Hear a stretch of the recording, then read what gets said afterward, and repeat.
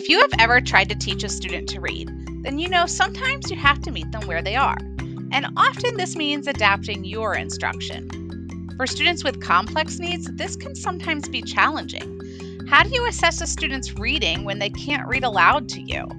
How can you have a student write a word when they have physical challenges? Well, in this episode, I talk with Ann Sullivan, author of the Phonics for Pupils with Special Education Needs program. She discusses the importance of ensuring all students have access to systematic literacy instruction. She also offers some great strategies for working with students who have complex needs. You are not going to want to miss it. Welcome back to the Science of Special Education podcast. I am super excited for our guest today. We have Ann Sullivan. Ann's our first international guest on our podcast, so really exciting. I'm going to stop here. I'm going to let Ann tell us a little bit about her and her background, and then we'll get started. So Ann, tell us a little bit about yourself. Okay, hi, Rhett. Thank you very much for inviting me on this. I'm super excited and just a touch nervous. So as you can tell from my accent, I'm very obviously a Brit. I'm based in the UK. I'm in England in a city called Manchester. And I've been a teacher for a terrifying number of years, 35 years plus, which is a really scary sentence to say. I'm the author of a phonics program for children with special educational needs. And I'm very aware that some of the terms that I might say might not be very easy for you in the US to access. So do jump in and translate. Yes, we will. So special educational needs is a sort of blanket term really here in the UK for children who have barriers to learning. There are reasons they have special needs that mean that they cannot access learning at the same rate as their peers, and they need some alternative or different provision to meet those needs for them to find success in their learning. And I'm particularly interested in children at the more complex end of special educational needs. Sometimes that's called SEN. So if I slip into saying SEN, you now know what that means. But I didn't start out working with those children. I started teaching in a mainstream primary school. I did a zoology degree and then did teacher training. And my first class was a year 3 class in a mainstream primary school. So they were age 7. And I rather naively assumed that I'd get into the class and they'd all be able to read really well. And we'd take it from there and we'd do loads of exciting things and we'd read loads of stories together and we'd have a super time. And I was horrified to find out that I would say probably 75% of them were poor readers, 25% were decent, and I had a couple of very good readers. But within that poor reading group, I had 6 children who could not read a single word. And I just did not know what to do for those children. And now this was a long time ago. I said I've been teaching 35 years. So at the time in the UK, the whole language kind of real books approach was being taught in primary schools. And I was just doing what I'd been taught at college. So I was sharing loads of books with them. I was asking them to read. They weren't particularly able to read any of the texts that I was offering them. I was filling their world with rich language of sort of environment. But surprisingly, those children did not learn to read by osmosis. And after a while, I found in a very dusty cupboard a tiny little forgotten set of books that were called sounds books. And I started to look at those with them, and I could see just a chink of improvement with them when I was working on sounds, which of course I now realise is phonics. And but it was too late for those students. Unfortunately, they moved on, and that was the climate at the time. But I can still remember those 6 faces. I know those 6 names, and I often think about what happened to them. They're etched in my mind. And that was the reason really where I started to think about finding out how children really learn to read and doing it a lot better. But it was a bit of a long journey. It wasn't until sort of the mid-90s when I read Diane McGuinness's books that I started to have what everybody describes as that light bulb moment reading her book and thinking, oh my goodness, this makes sense.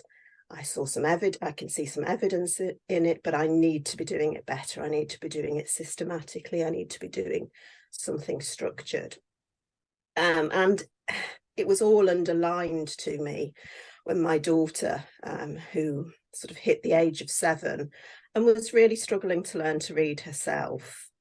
And once again, the climate at that time was very much whole language. We learn words as visual wholes. We do 3 cueing. So we look at picture cues, we look at all of those things, and it just wasn't working for her. And that's when I trained in phonographics in 2000. So still quite a long time ago. And that really was a shift for me. So I started teaching in still a mainstream environment, but in a secondary school. So the children would come in at year 7, that's 11-year-olds, that's our high school. We would assess them, we would sort out the ones who were particularly poor at reading and spelling, and we very intensively gave them put them through a phonics program, and I started to develop lots of resources and build on what I already had. And it was at that point, really, I sort of thought, do you know, these children that have difficulties are really interesting. So I switched to special and never regretted it. That's my natural home. Feel very at home amongst children who have quite complex needs. And I'm fascinated with how they learn. And I'm passionate about bringing evidence-led practice to the teaching of those children, not just about reading, but about everything. They need and they deserve to be taught by quality instruction, just as their peers are. So that's kind of how I came into reading, had my program published, and it's very much tailored for children with special needs. Awesome. That's quite the journey, like you said, quite the journey. And we'll link to your program below, and as well as Diane McGuinness's book. That for me was also one of my favorite books, I'd have to say, in this area for sure to read. So I'd highly recommend everyone read that. So we'll link in the show notes for those things for sure. So here in the US, we've seen, especially in the last year or so, really an increase of interest in kind of the science of reading movement, or using those, research-based strategies for literacy instruction. We still have a lot of schools that are very stuck on kind of that whole world, that balanced literacy. But are you seeing the same type of shift in England that we are? Well, we're in a really interesting position. Phonics has been mandatory in England since 2007. Okay. So if we walk into a mainstream school in England and go into one of their early years classes, so reception and year 1 as we call them, you will see good phonics teaching happening. You will see excellent practice. And we've got a huge range of systematic synthetic phonics programs that schools can choose from to implement, and all the teachers are really comfortable with it. However, although that happened in 2007 for mainstream, it didn't happen for special schools. Mm-hmm. And so special schools are sort of lagging behind really our mainstream colleagues. And our attention has only recently been turned to teaching phonics as the foundation of reading. And perhaps we need to have a conversation a little bit more about how phonics is not just reading, isn't Right. just about phonics, it's a wider thing than that, but we'll focus on phonics for the moment. About 2 years ago, the DFE, that's our Department for Education, published a new document called the Reading Framework that described good practice in teaching reading. Once again, it was just aimed at England, Scotland, Wales, Northern Ireland. They're doing their own thing. But in that reading framework, that was very much the first time that children with more than kind of mild special needs were mentioned. So suddenly special schools had to start thinking about a structured way of approaching the teaching of reading. And that's very much been driven by research and the impact of studies and collecting all of that information together. So that finally we're in a position to actually say, actually, our learners with more complex needs do benefit from SSP, systematic synthetic phonics. So we're a sort of a bit mixed, I think, is the answer. Well, I definitely see the same thing here in America. So we always have, these movements or these pushes to get things into the general education classroom, which would be like a mainstream, like you were talking about. And then the students with special needs or complex needs are kind of left out of the discussion for a while, right? Like, we have a lot of states who are mandating, certain programs, but if you ask about special education, oh, well, they can do whatever they want, right? They're on their, they don't have to follow these rules that everyone else has to follow, which seems backwards to me, right? Because these are the kids that need that research-based instruction more than anyone. But we often get kind of left out of the conversation. Why is it so important that we're using these research-based practices to teach our learners, especially with complex needs? There are a number of reasons for me, not least of which we live in such a print-based society. There's print all around us in the environment. It's on our televisions, it's on shop fronts, it's everywhere. But also our lives are increasingly print-driven because we now communicate not by speaking to each other on the telephone, but by texting each other or messaging each other. We can, the speed of communication is phenomenal. If we had to write all of our emails as letters and put them in the post, boy, life would actually slow down. And of course, when you think about the social impact, that's how we keep in touch with our family members. That's how we keep in touch with our friends. We're all in WhatsApp groups. And I think that is something that's really important for our learners with complex needs. It's making sure that they have the opportunity to access the print world and access social media and access all the things that all of their other friends do. I think there's another thing to say is that actually these children do deserve to have high quality instruction. They do deserve to have programs that are well thought out and are going to provide the best outcomes for these students. And I think historically, assumptions have been made about our more complex learners, sadly along the lines of what they can't do, rather than being aspirational, thinking what they might possibly do if they are given the right instruction. And on a very specific point, why I think teaching children to read well is so important is for our non-verbal students. So our non-verbal students might use communication aids that are very symbol-based. That's how they learn to use those devices. And that's amazing. That's a huge breakthrough when you have a child that first starts to use a communication device, especially if it's a talker. It's a wonderful, but actually it's quite slow. So if we can teach those learners to read, we can shift them from a symbol-based to a word-based communication device, which means that they're not limited by the vocabulary that happens to be on their talker. They can say whatever they want because they can have a go at spelling it.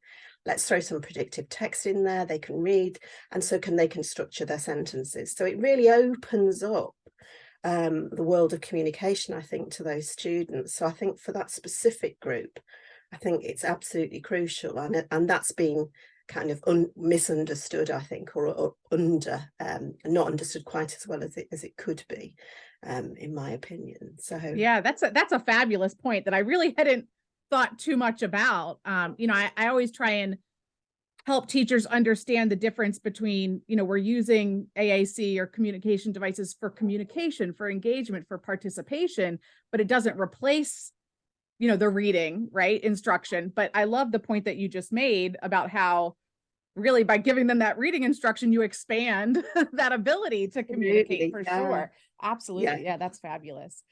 So you mentioned, phonics is not the only part of reading, right? We have Yeah. quite a lot, and we've talked before about on my podcast about Scarborough's reading rope and having all of these different pieces. Where should we be focusing our reading instruction for our students with complex needs or special education needs? Well, I think in special education, we're actually at an advantage over mainstream, because I'm a great fan of Scarborough's reading rope. Absolutely love it. I think it's a great graphic and it makes everything very, very clear to everybody, all those different aspects of building a competent reader. But I think in special ed, we are quite used to teaching that language comprehension strand. We use programs to work on language structure. There's colourful semantics, there's all that sort of thing. We understand that our children might have a limited vocabulary, and one of the things we have to do is expand that vocabulary. We know that our students might have a limited life experience and they might not have as wide a knowledge of the world. So we do our best to think about presenting a relevant curriculum to them that's going to expand on that world knowledge. So I think we're actually quite good at that. For me, phonics is the foundation. That strand at the bottom, that word recognition, is the foundation. So the combination of learning the alphabetic code, learning the phonemic and phonological skills that you need to be able to manage that code in a systematic way, working towards automaticity, working towards being able to look at a word and say it almost sort of unconsciously without thinking about it. That's what we're working towards. And that really needs to be in a sort of discrete lesson. So that's how our, in sort of open quotes, our phonic lessons came about. So in England, certainly, we have daily phonics sessions. So there's a daily input, and what that looks like can vary depending on the child's needs, obviously. But I think what's happened is people have kind of over-focused on that and assumed that all that other strand of the rope is not being dealt with. But I think in special schools, we can say, actually, we can hold our hands up and say, yes, it is, because not only do we teach it across the curriculum, like mainstream schools do, but we also incorporate a lot of specialist programs to teach those aspects.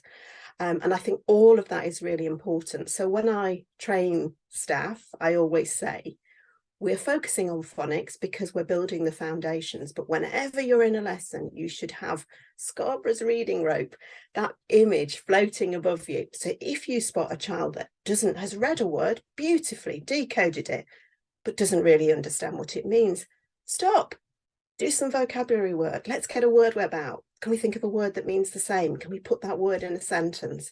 Can we think of a word that means the opposite of that? So you can really explore that. And there's absolutely no problem in stopping the phonics lesson to do some vocabulary work, because it's relevant in that moment. That's sort of incidental in the moment teaching. Yeah.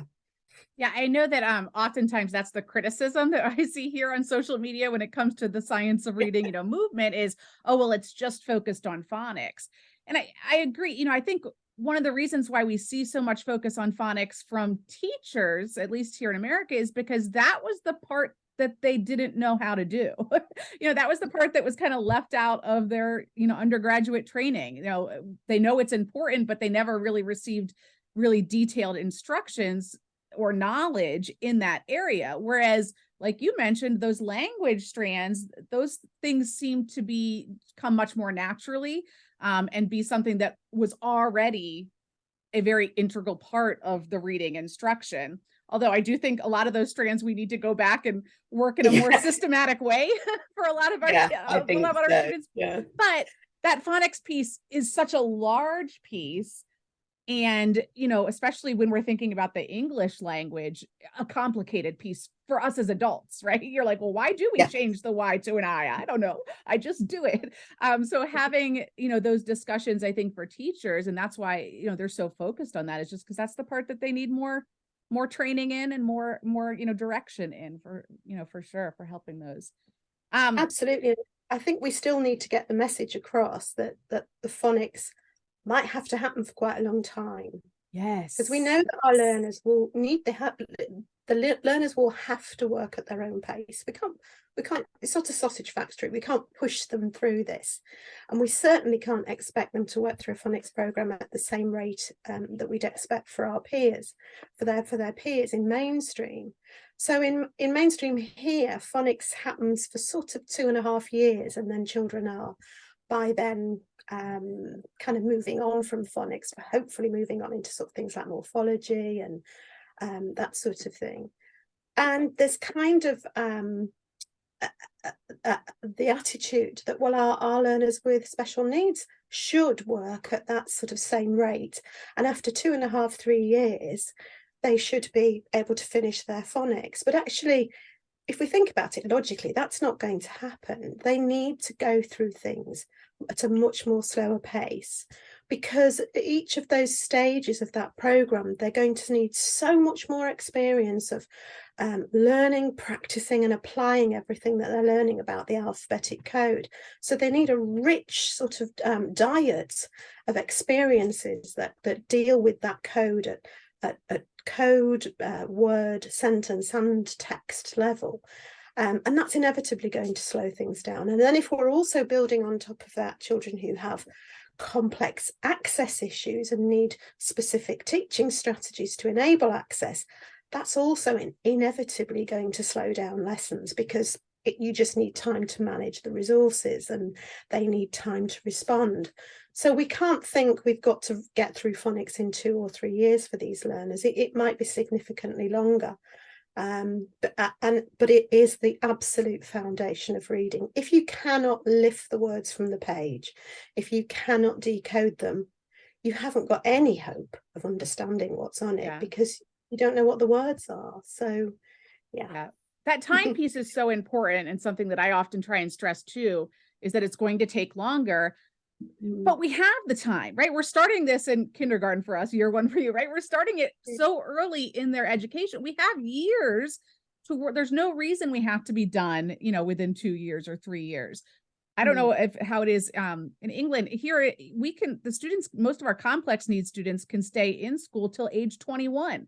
So, I mean, we're talking a significant amount of time that we could put into learning how to read. And sadly, what I see too often is if they don't get it by 3rd grade, they're removed, you know, they're removed from reading and given something else, either a whole word program or just no instruction at all. And, oh, they can't learn and to read, and that's the end of it. And we're talking about, you know, 7, 8 years old. We got plenty of time to continue to work on it. Yeah. And it's this idea that, oh, well, they're not reading within 3 years, so that phonics doesn't work for them, which to me makes chills run down my spine. And it's not that phonics hasn't worked, it's just that they've not finished their phonics program. Yeah, that's right. See it through to the end. If they are making progress, then just see it through right to the end, however long that takes. Yeah. I think that the other problem is here they're switching teachers every year, right? So it's almost like a lot of times that consistency piece is gone, which is so important for our students, you know, having that consistent program, consistent person, you know, to give them that program is often, it's almost like they're starting over every year, which I think sets them up, you know, to fall behind as well. So I think that when schools are looking at their special education department, that consistency piece really needs to be looked at, making sure that, especially here, you know, we're moving from elementary school to a different building in town for the middle school, probably to a different building in town to high school. You know, you're switching leadership, you're switching teachers, lots of times you're switching programs, which is a real detriment to our students as well when it comes to you know, that phonics piece for sure. And I think in this country, one of the things that I think is a big positive is schools are expected to, mainstream schools are expected to choose a program and train all of the staff. So there's a whole school approach to it. So it doesn't matter if you're teaching the older children or the younger children, you still have got a fundamental understanding of what phonics is and its position within reading. It's that reading rope again. Yeah. And what to do if a child asks you to help them read a word? What do you do if a child asks you to spell a word? So that the strategies are consistent. That embedded phonics across the whole school and the whole curriculum is really important, and that's what I try and get my schools to work towards. I love that. Yeah, I hear so many high school or, the older students, teachers saying, I wish I had the training, so that even, if we're working on a multi-syllable word that comes up, in science, I could pull out, those strategies and skills that they're using. And they oftentimes don't have that. So I love that whole school approach to making sure everyone's on the same page. I think is absolutely helpful. One of the things that I think happens a lot of times is that our special education teachers realize, right, I have to do something different. And, they may have looked into, structured literacy programs and they understand, but then it comes to actually doing it and they get stuck, right? Like, how do I actually implement these ideas and these strategies with our learners, especially when they come having so many unique needs? So, how do we do it? How do we make it accessible for our learners, especially those that have more complex needs? I think the starting point is very much the learner. So you need to have a good picture of their needs. And for me, that's not a diagnosis, not necessarily a label. It's how those needs present. And from that, you're able to build up a bank of resources that work for that student. So, for example, if you've got a child who has very limited capacity to sit down and engage, obviously a very formal approach to teaching anything, but especially phonics, is not really going to work. So saying, right, we do phonics every day at 9:30, we're going to sit down in our group and we're going to do our work, is not going to work for that student. So we have to be more flexible. But that doesn't mean to say that we aren't going to be as rigorous. So we can still work through a structured program. We can plan activities that student's going to do. But instead of it being, it's time now on the timetable, then we can use a more flexible approach. So that I find that the staff that work with these children are very highly keyed in to the child's mood, how they're regulating, and how ready they are to engage with materials at any one time. So as soon as they spot that window of learning opportunity, they can then say, right, let's go for it. Let's sit down, or let's just get out the phonics work and we'll do as much as we can. And then when the child starts to disengage, which is inevitable, then we just stop, so that we are slowly working through the program, but it's at the pace that's right for the child. That's one group of children that I'm often asked about. Another is the non-verbal learners, of course, because that's really difficult, because if we're teaching a child that can speak to read, they can read to us, and that tells us exactly what they know. It says Right. whether or not what we've learned, what we've taught them, they've learned. But with our non-verbal students, we don't have that benefit. So we've got to find strategies that enable them to show us that they are learning and that they can read. So a couple that come to mind. One really simple strategy is to use pictures. So if you're asking the child to read single words, for example, you can offer them a choice of pictures and they choose the picture that matches the word. And you can carefully choose those pictures so that they're either very different, or you can raise the level of challenge and choose pictures that are quite similar. The child has to really think about that, making that choice. And then you can do the reverse. So you can give them a picture and give them a selection of words or phrases in response to that picture. And that works quite well. I think it's on one of my videos. I'm reading a book with a child and she chooses pictures and we stick them in together. But for me, the most flexible strategy for nonverbal children is using a visual place marker, which is just a series of dots on a piece of card. It's so simple. And you anchor an auditory piece of information to each of those dots. So for example, if you've got a red dot and a blue dot and you have shown them the word man, then you point to the red dot and you might say Matt, and you point to the blue dot and you say man. So the child hears that choice and points to the blue dot. So it's just a visual reference for absolutely anything you can anchor that's all auditory. You can anchor to those dots. And you can make that more challenging, because obviously there's only 2 dots. You've got a 50-50 chance of being right. So let's move it to 3. Let's raise the challenge again from that. If you've got 3 dots and you know that the teacher is going to always give you a correct choice, let's throw in something else in the mix. Let's have 3 dots, but a little symbol that means, could be something else. So you offer choices, and first off, none of them are right. So the child has to select something else. And then you offer choices again. And because you don't want it to drag on too long, most likely there will be a correct choice in there. So we're not just relying on kind of a 50-50 choice for these children. We're actually working on presenting challenges to them. One of the things that I've seen in your video is also you using the thinking voice. Could you just explain a little bit about what that thinking voice means for our students who are nonverbal? Yeah, we talk about our students as not having a voice, and I think what we need to be saying is that actually they do have a voice. It's just that one that other people can't hear because it's going on in their head all the time. And that thinking voice, we all use it. We all talk to ourselves when we're learning something new or we're not sure about something. If I'm on the computer and I'm doing something techie, I am literally talking myself through the steps that I'm going.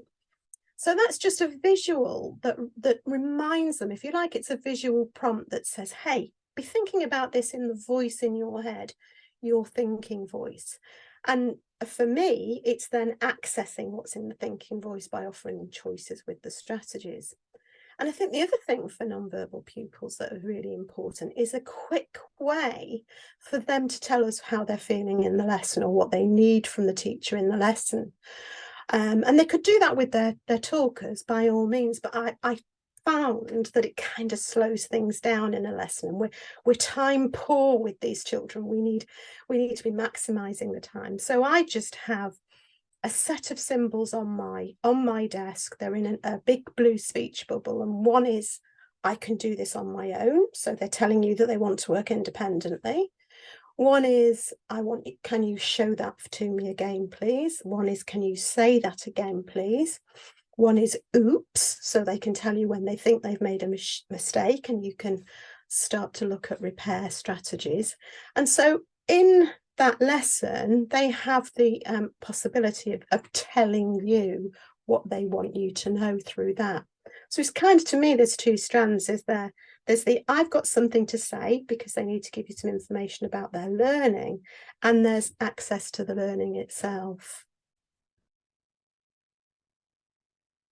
I love about your program is that you actually specifically provide some of these adaptations or modifications for our students who have communication needs or physical needs or a combination of both, which I think is oftentimes left out of other phonics programs that we see, right? So the teacher has to kind of figure out, well, how am I going to change this to meet my learners' needs? Yeah. And you've provided a lot of those types of strategies for teachers, which I think is just incredible, because having that, sometimes it's hard, right? You have to be creative all the time. I feel like it's a lot of creativity when you're working with students who have special needs, and you have kind of given them that first piece, that the idea of just having those colored dots is something so easy, right? A teacher can make it one time and use it every lesson. It's not something they have to do every single day and recreate the wheel. It's just such a simple strategy.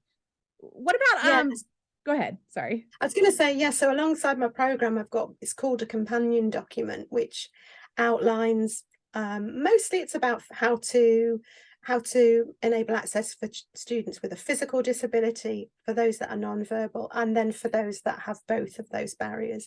There are some other sort of needs mentioned in there, but that's the sort of focus. But I am in the middle of putting that together in a proper book and expanding on that.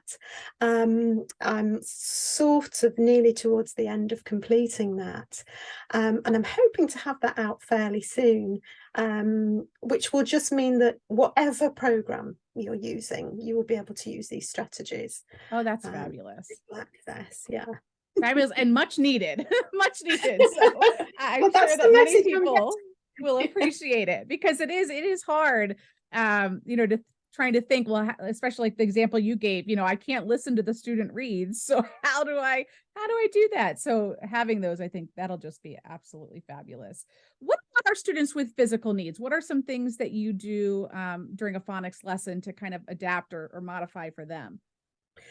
Once again, you need to know the child's needs, and there's a huge range of those. So it could be that they struggle a little with handwriting. It could be that actually they haven't got the skills to hold and manipulate a pen at all, so we're not looking at them recording long term. So we need to know what their needs are. I tend to focus on doing things on the desktop, so desktop manipulatives. For those students, I use a lot of movable alphabets. They're great for reading and spelling, for sort of pulling words apart and building them up. I've got some resources where you can slide letters in and out, sort of a letter sliders, lots of words, lots of work with pictures. So it's very much desktop based rather than throwing the focus on writing and recording. For children who long term aren't going to be handwriters, there is some evidence that suggests that there is a link between the letter formation and learning the letters and cementing it with the phonics and in the brain. And so what I like to do is offer those children an opportunity to experience letter formation. And it could be as simple as perhaps getting a computer mouse, because they tend to be quite slippy on desks, and getting them to use the mouse to make the shape of the letter in a big movement, because if they've got that sort of shoulder movement, they can do that. If it's just the fine motor skills that are lacking, there is a lovely little piece of equipment called a writing bird, which you might find over there, hopefully. And it's very much the same as that, but you can put a pen in it, so you can actually form letters using it. But obviously that's not a long-term strategy. That's just giving them some experience of that.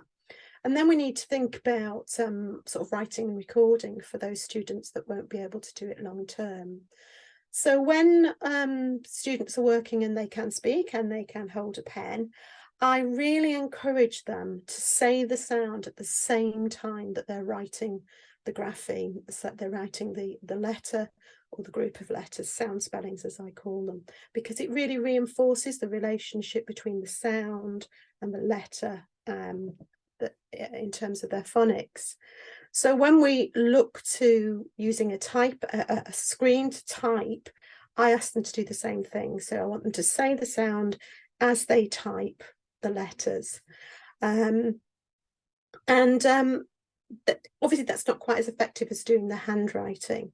And for children who have quite significant difficulties, there are some great third-party keyboards that you can use on tablets. There's a great one called SwiftKey, where the child just needs to be able to move their hand from letter to letter without taking their finger off, and it forms the word, it uses predictive text and so on. Some people use it on their phone, actually. I think you can get it on your phone, so that's a great one.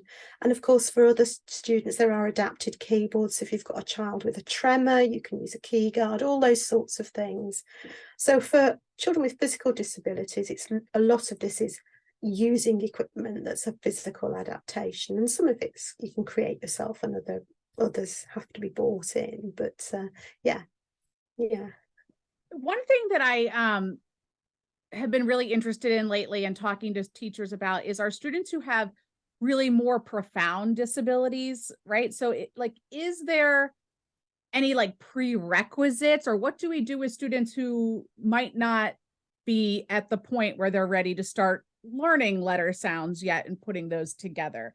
How do we work on literacy with those students? I think that's a really interesting time for those children. I think which is a really interesting point for that.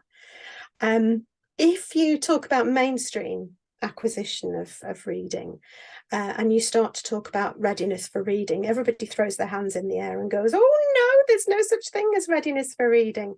But I think when we're talking about these children, there is. So in this country, they're called PMLD children.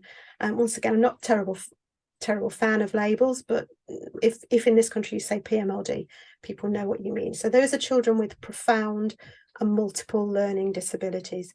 So they're children that are working at an incredibly low developmental level, really, a very early, rather, developmental stage.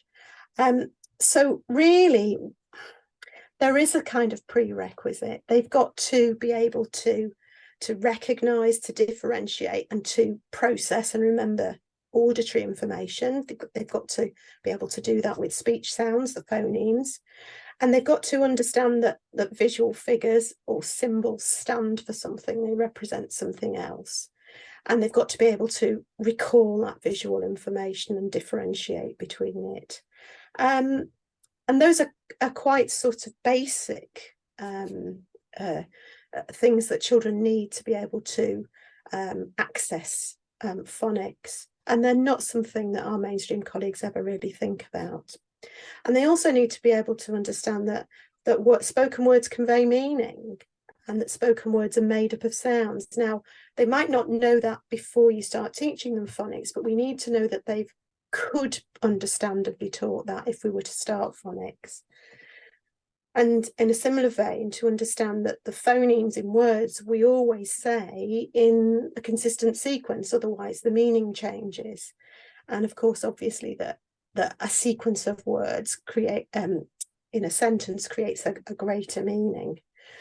So I think if we have children who are working around that level, or maybe are at an early developmental stage, we need to think about what we're doing for those children. Once they've got to that stage, they could access a sort of phonics instruction.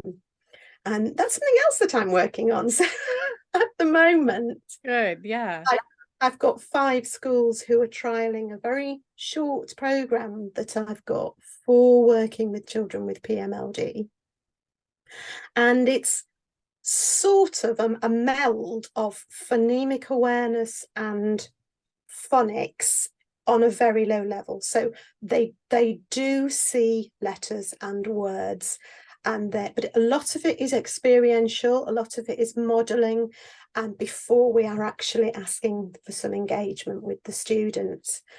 So it's still in trial at the moment. The plan is, and this is what I hope to find out from my schools, that it isn't a programme that you need to stop what you're doing and do your programme and then you go back to what you were doing before, that it's something that can be incorporated into a sensory curriculum for those children.